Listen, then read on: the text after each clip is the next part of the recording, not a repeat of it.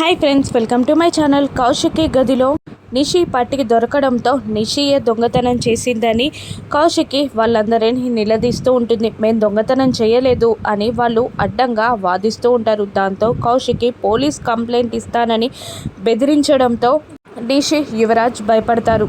Police complaint ఎందుకు, వద్దు అని అంటూ ఉంటారు. దొంగతనం చేయనప్పుడు భయపడడం ఎందుకు అని అంటూ ఉంటుంది కౌశికి.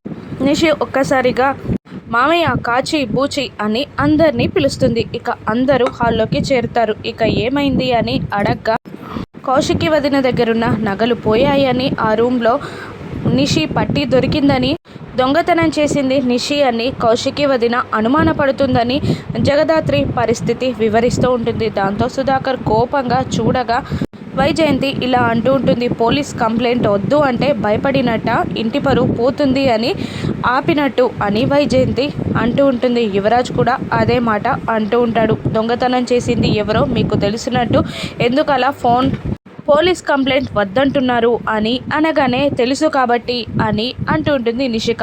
ఎవరది అని కౌశికి అడగ్గా కాచి అని అంటూ ఒక వీడియోని ప్లే చేసి చూపిస్తూ ఉంటుంది. అందులో కౌశికి రూమ్ నుండి కాచి బయటికి రావడం కనబడుతుంది. అది చూసి అందరూ అవాక్కవుతారు. రాత్రి కాచి కౌశికి వదిన రూమ్ నుండి బయటికి రావడం మేము చూసాం, అందుకే దొంగతనం చేసింది కాచి అని మేము చెప్తున్నాం అని నిషి అంటూ ఉంటుంది. నిజానికి వాళ్ళు విండో నుండి బయటికి వచ్చినప్పుడు కాచి రూమ్ నుండి బయటికి రావడం ఎందుకైనా ఉపయోగపడుతుందని వీడియో తీసింది నిషి.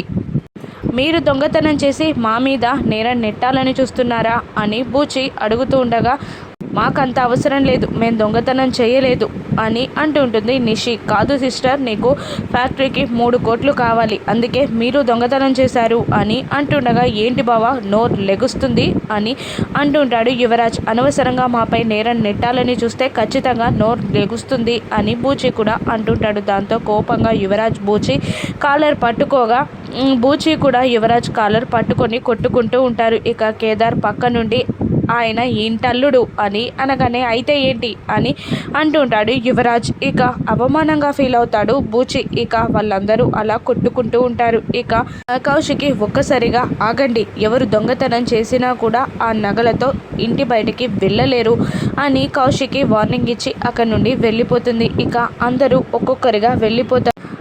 కాచి బాధగా బ్యాగ్ సర్దుతూ ఉండగా జరిగిన గొడవ గుర్తు తెచ్చుకొని బూచి కూడా బాధపడుతూ ఉంటాడు. ఇక అప్పుడే కౌశికి, జగదాత్రి, కేదార్లు అక్కడికి వస్తారు. ఏంటి, ఇంటి నుండి వెళ్ళిపోవాలి అనుకుంటున్నారా అని అనగానే నేనే తప్పు చెయ్యలేదక్క అని అంటూ ఉంటుంది కాచి. నువ్వు తప్పు చెయ్యలేదని నాకు తెలుసు అని అంటూ ఉంటుంది కౌశికి. ఇక ఒక్కసారిగా కౌశికిని పట్టుకొని ఏడుస్తూ ఉంటుంది కాచి.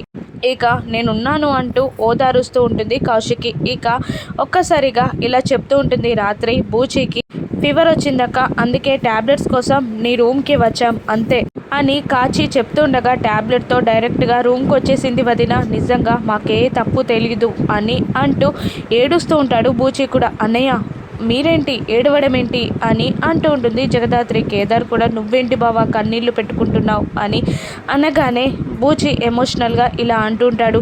ఎవరైనా బయట వాళ్ళు గాయం చేస్తే ఆ గాయం మాయమయ్యే వరకే నొప్పి ఉంటుంది, కానీ ఇంట్లో వాళ్ళు గాయం చేస్తే ఆ మాట మర్చిపోయే వరకు గాయం ఉంటుంది అని అంటూ బాధపడుతూ ఉండగా మేము ఇంట్లో నుండి వెళ్ళిపోతామక్క, ఈ నిందని భరిస్తూ మేం బ్రతకలేం అని అంటూ ఉండగా అలా వెళ్తే మీరు నేరం చేసినట్టు ప్రూవ్ అవుతుంది, కాబట్టి నేరం మీరు చేయలేదని నిరూపించుకోవాలి అని అంటూ ఉంటుంది జగదాత్రి. ఇక అయితే మేం దొంగతనం చేయలేదని నిరూపించుకున్నాకే మా అత్తారింటికి వెళ్తాం అని కాచి అంటూ ఉంటుంది. అప్పుడు ఎటువంటి అవసరం ఉండదు, వెళ్ళాల్సిన అవసరం ఉండదు అని జగదాత్రి, కేదార్లు అంటూ ఉంటారు. ఇంకా దాత్రి, కేదార్లు ఇలా అంటుంటారు. బాబాయ్ ఇంట్లో లేని టైంలో మీరు ఇలా వెళ్తే నాన్నకి, అక్కకి మాట వస్తుంది, అప్పుడు వాళ్ళు బాబాయ్కి ఏం సమాధానం చెప్తారు అనగానే కౌశికి కూడా అవును కేదార్ చెప్పింది నిజమే అని అంటూ సపోర్ట్ చేస్తూ ఉండగా జగదాత్రి ఆ బట్టలన్నీ లోపల పెట్టి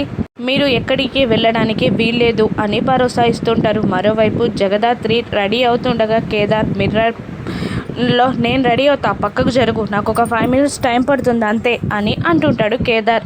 ఎలాగో నీకు 5 మినిట్సే కదా పట్టేది, నేను రెడీ అయ్యాక రెడీ అవ్వు అంటూ నెట్టేస్తూ ఉంటుంది జగదాత్రి. ఇక అప్పుడే మేఘన నుండి కాల్ వస్తూ ఉంటుంది. ఇక అమ్మో దీని టైమింగ్ అని అనుకుంటూ ఉంటాడు కేదార్. ఇక ఫోన్ లిఫ్ట్ చేసి కేదార్ మాట్లాడుతూ ఉండగా స్పీకర్ ఆన్ చేస్తుంది జగదాత్రి. ఏంటి ఇంకా రావట్లేదా అని మేఘన అడుగుతుండగా ఎక్కడికి అని కేదార్ అడుగుతుంటాడు. బర్త్డే పార్టీకి నిన్ను పిలిచాను కదా అని మేఘన అనగానే నాకు పనుంది నేను రానని కూడా చెప్పాను కదా అని అంటూ ఉంటాడు కేదార్. ఎనీవే హ్యాపీ బర్త్డే అని కాల్ కట్ చేయబోతూ ఉండగా ఇక ప్లీజ్ ఆగు, ఒక హాఫ్ అన్ అవర్ అయినా వచ్చి వెళ్ళొచ్చు కదా అని అంటూ ఉండగా జగదాత్రి మధ్యలో మాట్లాడుతూ కేడి ఈ టైంలో ఫోన్ ఏంటి, మనం ఆపరేషన్ పై ఉన్నాం అని అంటూ ఉంటుంది. జేడి కేదార్ని తప్పించడానికి ఆ మహాతల్లి నీ పక్కనే ఉందా, నేను సాధు సార్తో మాట్లాడతా, వేరే అబ్బాయిని అక్కడికి పంపిస్తా, నువ్వు ఇక్కడికి వచ్చాయి అని అంటూ ఉంటుంది మేఘన. ఇక కేదార్ భయపడుతూ ఉండగా జగదాత్రి ఇలా అంటూ ఉంటుంది. మేఘన మేమిద్దరం స్పెషల్ ఆపరేషన్ పైన ఉన్నాం, మేము ఇలా మాట్లాడుకుంటూ కూర్చోవడం కుదరదు, ఫోన్ పెట్టేస్తున్నా, ఎనీవే హ్యాపీ బర్త్డే అని అంటూ ఉండగా నీ బర్త్డే విషెస్ నాకు అవసరం లేదు, నువ్వు కూడా తన పక్కనే ఉన్నావా అని అంటుండగా స్పీకర్ కూడా ఆన్లో ఉంది అని అంటూ ఉంటుంది. ఇక దాంతో నేను బర్త్డే విషెస్ నాకేమీ అవసరం లేదు అంటూ కోపంగా కాల్ కట్ చేస్తుంది మేఘన. ఇక పార్టీ అయ్యే వరకు ఇంట్లో ఉండడం మంచిది కాదు అంటూ బయటికి వెళ్ళడానికి వాళ్ళిద్దరూ ప్లాన్ చేసుకుంటారు. ఇక మరోవైపు హాల్లో ఎవరు లేని టైంలో వైజయంతి నగల బ్యాగ్తో యువరాజ్ నిషి బయటికి వస్తారు. కార్ దగ్గర నిలబడి మాట్లాడుకుంటూ ఉంటారు. ఎవరు లేకుండా నగలని బయటికి తీసుకొచ్చాం, ఇక మీరు వెళ్ళి అమ్మేసి తీసుకురండి అని అంటూ ఉంటుంది వైజయంతి వాళ్ళని కార్లో పంపిస్తూ. పైనుండి ఇదంతా గమనిస్తూ వాళ్ళు నగలని అమ్మడానికే వెళ్తున్నారు, మనం రెడ్ హ్యాండెడ్గా పట్టుకోవచ్చు అని అంటూ వాళ్ళు కూడా బయలుదేరుతూ ఉంటారు. మరోవైపు మనం పర్ఫెక్ట్గా ఇంటి నుండి నగలను బయటికి తెచ్చేసాం, ఆ తర్వాత వీటిని తాకట్టు పెట్టి ఆ ఫ్యాక్టరీ కొని లాభాలు రప్పించి వదిన మీద పెత్తనం చెలాయించాలి అని నిషి అంటూ ఉండగా అవును ఇంట్లో పెత్తనం కూడా మనదే కావాలి, ఆ జగదాత్రి కేదార్లను ఇంటి నుండి గెంటేయాలి అని అంటూ ఉంటాడు యువరాజ్. ఇక అప్పుడే బైక్ పైన ఫాలో అవుతున్న జగదాత్రి కేదార్లను యువరాజ్ చూసి వాళ్ళు ఫాలో అవుతున్నారు అని చెప్పగానే వీళ్ళకి అస్సలు బుద్ధి లేదు, మనల్ని పట్టుకోవడమే ధ్యేయంగా పెట్టుకున్నారు, ఒక్క పని కూడా సజావుగా చెయ్యనివ్వదు అని నిషిక అంటూ ఉంటుంది. ఇప్పుడు ఎలా అమ్మేస్తే రెడీ హ్యాండెడ్గా దొరికిపోతామేమో అని అంటుండగా లేదు ఫ్యాక్టరీకి డబ్బులు ఇస్తామని మాటిచ్చాం, మనపై నమ్మకం పోతుంది అని యువరాజ్ అంటుంటారు. ఇప్పుడు జగదాత్రి కేదార్ల నుండి తప్పించుకోవడానికి యువరాజ్ నిషిక ఏం ప్లాన్ చేస్తారు, వాళ్ళని జగదాత్రి కేదార్లు ఏ విధంగా పట్టుకుంటారో నెక్స్ట్ ఎపిసోడ్లో చూద్దాం. Thank you for watching.